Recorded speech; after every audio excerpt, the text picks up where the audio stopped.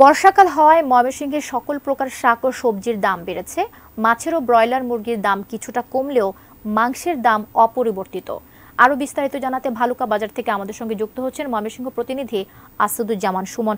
সুমন, দাম বেড়েছে সেটা তো আমরা বলছি, কিন্তু সংশ্লিষ্ট কর্তৃপক্ষ যারা আছে বা ভোক্তা অধিকার সংরক্ষণ অধিদপ্তর, তারা কি এই ব্যাপারে তাদের কোনো নজরদারি রেখেছে? বাজারে কিছু দেখতে পাচ্ছেন? আসলে আমরা আজকে সকাল থেকে এই বালুকা বাজারে অবস্থান করছি। আমরা যারা ক্রেতা রয়েছে তাদের সাথে আমরা কথা বলেছি। তারা আমাদেরকে জানিয়েছেন যে যারা বাজার মনিটরিং এর দায়িত্বে আছে তারা কিন্তু বাজারে আসে না, এবং বাজার পরিস্থিতি যে নিয়ন্ত্রণ রাখতে তাদের যে ভূমিকা সেটি কিন্তু সাধারণ মানুষ তার দৃষ্টি আকর্ষণ করতে পারেনি। তবে আমাদের কর্তৃপক্ষের সাথে কথা হয়েছে, যারা বাজার মনিটরিং এর দায়িত্ব রয়েছে তারা আমাদেরকে জানিয়েছেন যে তারা বাজার মনিটরিং এ তাদের যে তৎপরতা সেটি অব্যাহত রেখেছে।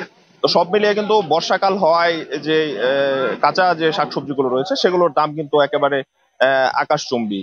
আর স্বস্তির খবর হচ্ছে যে সম্প্রতি এই যে এই সপ্তাহে কিন্তু এই যে ব্রয়লার মুরগি আছে, ব্রয়লার মুরগির দাম কমেছে। আর আরেকটি বিষয় হচ্ছে বর্ষাকাল হওয়ায় কিন্তু বিল জিলে মাছ পাওয়ার কারণে কিন্তু মাছের দামও কিছুটা কম রয়েছে।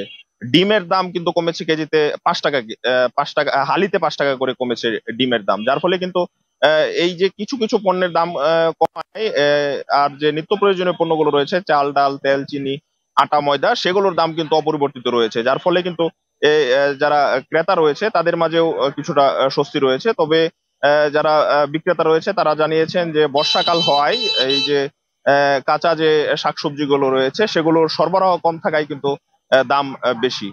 তো সব মিলিয়ে বাজার পরিস্থিতির যে যা আছে সেটি কিন্তু মানুষের নাগালের বাইরে বলা চলে। আর একটু যারা সংশ্লিষ্ট বাজারে যারা রয়েছে তারা জানিয়েছেন যে ক্রেতারা যে বাজার মনিটরিং এর দায়িত্বে যারা থাকেন তারা আরেকটু বেশি তৎপর হয়ে যেন বাজারের যে সিন্ডিকেট সেটি যেন ভাঙে। তো সব মিলিয়ে কবিতা, ময়মনসিংহ থেকে এই ছিল আমার কাছে বাজার পরিস্থিতির সর্বশেষ।